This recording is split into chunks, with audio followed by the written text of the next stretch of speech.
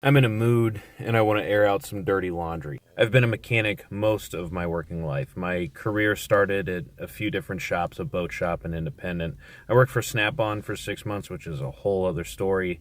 And then at one point I got a job at a local dealership and I spent 9 years there. I started at what was basically an apprenticeship and worked all the way to full certification. By the time I left, it was anything from brake jobs all the way up to diagnosis and repair of hybrid electric vehicles. Now, periodically, management would have one-on-one meetings with their technicians about productivity. Now, if you don't know how most mechanics get paid, the easiest way to think about it is commission. It's commission.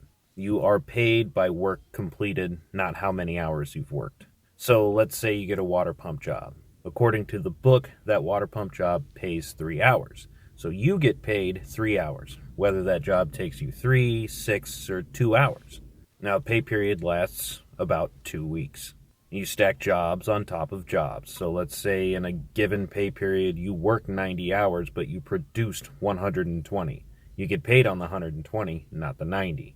Ideally, this system would work great and it would be rewarding. The harder you work, the more money you make. It doesn't matter how long you're at the shop, the harder you work, the more hours you make, the more money you make, right? But anybody who's worked at the manufacturer level, at a dealership, knows that this is not the way it works out. There's a really big problem with modern manufacturers and how they pay for warranty. A lot of times, manufacturers pay a lower rate than what a normal customer would pay for, right? So, as an example, as a former FCA, Stellantis, Dodge, Chrysler, Jeep Tech, whatever you want to call it these days, we sold, I think they still sell them. They were going to discontinue them, I know that for sure, but we sold a small diesel engine called the Eco Diesel. We put it in half-ton trucks, in Grand Cherokees, and Wranglers for some awful reason. What you need to know is the 3-liter Eco Diesel is a pile of junk. And I've read people say that they love them to death. I've been inside the things. They are garbage. Initially, when this engine hit the sales floor, there was a bugaboo. The 3-liter Eco Diesel is an Italian engine. And initially, when this thing was released, they were using an oil in that engine with a viscosity level that was way too low for it. And from the jump, these things were breaking crankshafts in half. So there was a recall. We basically just did an oil change, put a different viscosity oil in it, and put a different sticker on the oil cap. That was a whole recall, saved the engines, right? Now, at the time, a customer paid labor rate. So it's your car, you're paying for the repair. A customer repair labor rate to pull an Eco Diesel out of a half-ton truck and replace it was about 19 or 20 hours. The manufacturer labor rate, the warranty time, was 9 hours. 9 hours to get the truck rolled into the shop, the cab pulled off of it, the engine pulled out, put back in, the cab put back on top, and that thing running and driving out of the shop in 9 hours. Now, let's get back in the productivity meetings. You would have these one-on-ones with management, and they'd look at your hours that you were producing in a given pay period, and they'd say, well, you're not doing as many hours as we think you could do. We think you could do more hours. We don't understand why. Your hours are so low. We need you to bump up those hours. We need you to sell more services, sell induction services, sell brake fluid services, do really good inspections, upsells. That's what you need to do, which is a whole other conversation we can have if you want to have that conversation. But basically, it was management telling you weren't working hard enough. And I had... Now, he's telling a great story. Now, I do apologize for pausing the video, but to be honest, right now, what we're seeing within the mechanics industry, it is truly, I don't know, like mechanic recession or a mechanic collapse or whatever the case is, because Ford, a company alone, has came out and said they have roughly a shortage around 5,000 to 6,000 qualified service technicians at its dealerships, not even at the shops and at the manufacturing scale, at the dealerships as itself, right? Resulting in 6,000 empty service bays and created up to a 2-week repair backlog. And the shortage is driven by aging techs retiring, high turnover, right?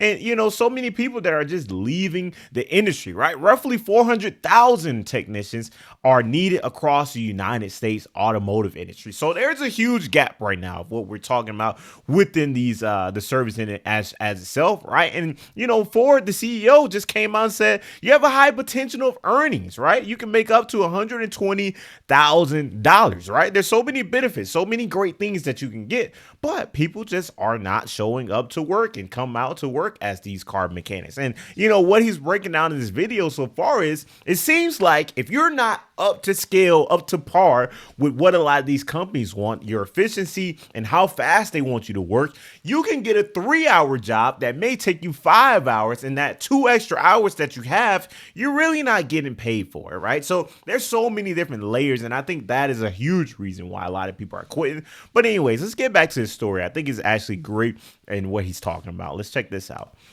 A manager that would say something consistently in these meetings that the one thing he loved to say was, I want to make you more money. This is going to make you more money. This is what can we do to make you and your family more money. We want to take care of your family. We want you to make more money. I want to do this for you. You know how I was talking about this is basically commission? The thing about knowing the customer pay labor rate, the hourly rate per job, and what I was making per hour is you can go back and do some really basic math. Now, if I took the customer labor rate, how much we charged you an hour, and how much I was making an hour, I could do some really basic math to figure out percentages.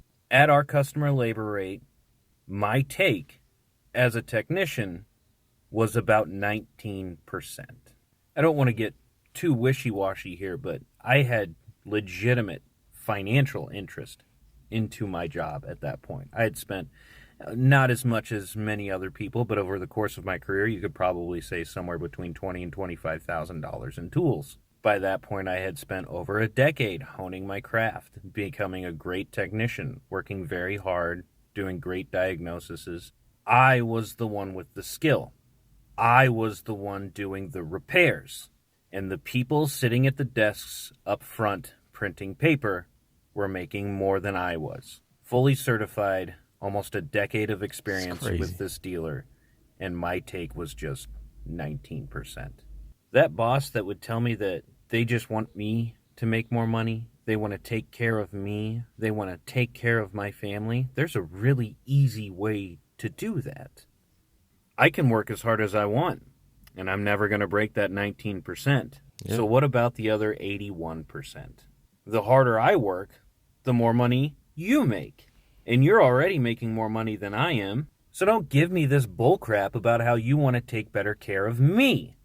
You want to make more money for you. From me. That line would always drive me insane. You want to take better care of me and my family? Bump me up from the 19% then. There are only so many hours in the day. I can work as hard as I want, and I can produce a lot of hours. Yeah, and our service repairs, like almost, if not fully, they're basically profitable, like of 100% profit. I mean, of course, you got to pay the mechanic, right? But, I think they put service charges separate from the parts when you go and get certain repairs on your cars, right? So you get just truly labor costs. And it sounds like he's only getting, 19% of the labor charge. If you're only getting 19% of the labor charge, that is insane.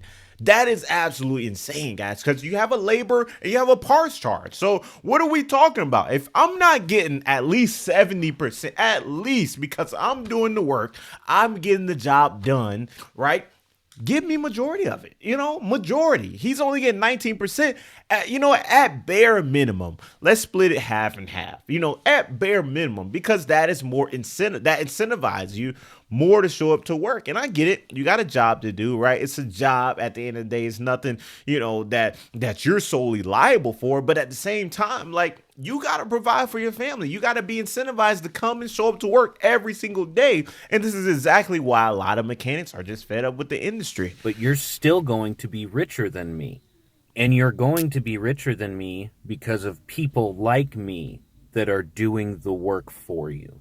So don't feed me this line about how you want to work harder for me.